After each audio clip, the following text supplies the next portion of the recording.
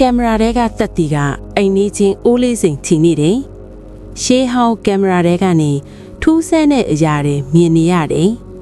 ဇက်လန်ကောင်းစဉ်တန်းကောင်ညာဓာတ်ပုံစရာအပိုင်းနှစ်ပိတ်တော့ရီအပိုင်းတစ်ချက်ရဲ့အစုံမှာဇေယျတယောက်ကင်မရာမန်ဘလူးတွေကမျက်လုံးနီနီကြီးနဲ့စုံသွေးခဲ့ရတယ်နော်ငါရဲ့နောက်ဆုံးပုံကိုရိုက်ပေးပါဆိုတဲ့အတန်ကြီးကဘဲကလာတာလေဒီကင်မရာနောက်ွယ်ကကြောက်စရာကောင်းတဲ့သမိုင်းကြောင်းကဘာလဲအခုအပိုင်းနှစ်မှာစက်ကြည့်ရအောင်ပါဇေယျဟာကြောက်လန့်တကြားနဲ့ကင်မရာကိုလွှင့်ပစ်လိုက်ပေမဲ့ကင်မရာကကျမ်းပြင်ပေါ်မကျပဲလေထဲမှာဝယ်နေပြီးသူ့အလိုလိုဖြက်နဲ့ flash မီးတွေလင်းနေတော့မယ်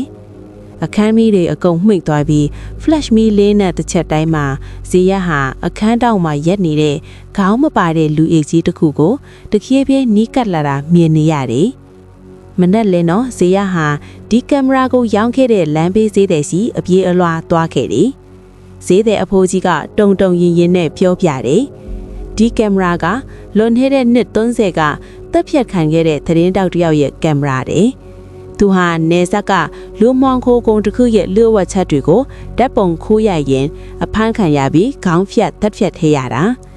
သူတေကာနီးမှာဒီကင်မရာထဲကိုသူ့ဝိညာဉ်ဝင်သွားခဲ့တာပဲတဲ့ဇေယျဟာအိမ်ပြန်ရောက်တော့ကင်မရာထဲကဖလင်လစ်ကိုဆေးဖို့ကြိုးစားတယ်ဖလင်တွေဆေးပြီးထွက်လာတဲ့အခါဓာတ်ပုံတွေထဲမှာလူသက်သမားရဲ့မျက်နှာကိုမမြင်ရပြီမဲ့လူသက်သမားရဲ့လက်ကထူးဆန်းတဲ့တက်တူးတစ်ခုကိုတွေ့လိုက်ရတယ်အဲ့ဒီတက်တူးကဇေယျတို့တိုက်ခန့်ကအိမ်နီးချင်းဦးလေးစိန်ရဲ့လက်မှာရှိတဲ့တက်တူးနဲ့ထပ်တူကျနေတာကိုသတိပြုမိသွားတယ်ဇေယျအံ့ဩနေတော့မှပဲသူ့နောက်ကျောကနေအေးဆဆတ်အတန်တစ်ခုကြားလိုက်ရတယ်မင်းအဲ့ဒီပုံကိုတွေ့သွားပြီပေါ့လေတဲ့လွှဲကြည့်လိုက်တော့ဦးလေးစိန်ကဓာတ်တလက်ကိုကင်ပြီးတကားဝမှာရပ်နေတယ်ဦးလေးစိန်ရဲ့မျက်လုံးတွေကကင်မရာထဲမှာမြင်ခဲ့ရတဲ့မျက်လုံးနီနီတွေအတိုင်းဖြစ်နေတယ်ပြီးသူကိုဝิญဉ်ကပူးကတ်ထားတယ်လို့ပေါ့ပဲဦးလေးစိန်ကဇေယျစီကိုတဖြည်းဖြည်းတိုးလာတယ်အဲ့ဒီအချိန်မှာဇေယျရဲ့လက်ထဲကကင်မရာကအလိုအလျောက် flash မီးအပြင်းထန်လင်းလာပြီးဦးလေးစိန်ရဲ့မျက်လုံးတွေကိုကွဲသွားစေတယ်ဇေယျဟာအခွင့်လောင်းယူပြီးလှေကားအကြိုက်ပြေးဆင်းခဲ့ပြီးမဲ့လှေကားတောင်မှာတော့ခေါင်းမပါတဲ့ဝิญဉ်ကြီးကသူ့ကိုစောင့်ကြိုနေပါတော့တယ်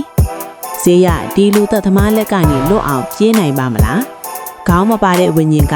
ဇေယျကိုကူညီမလားဒါမှမဟုတ်ရန်ပြုတ်မလားဇေယျတော့ဒီအမှုမှန်ကိုဘယ်လိုဖော်ပြမလဲဒီဇလန်လေးကိုသဘောကျတယ်ဆိုရင် like and follow လုပ်ထားဖို့မမေ့နဲ့အောင်တော့နော်နောက်ထပ်လည်းပိုပြီးကြောချမ်းစရာကောင်းတဲ့ series အသစ်တွေနဲ့ပြန်လာခဲ့မှာမို့လို့နောက်လဲလာအားပေးဖို့ဖိတ်ခေါ်လိုက်ပါတယ်ခင်ဗျာ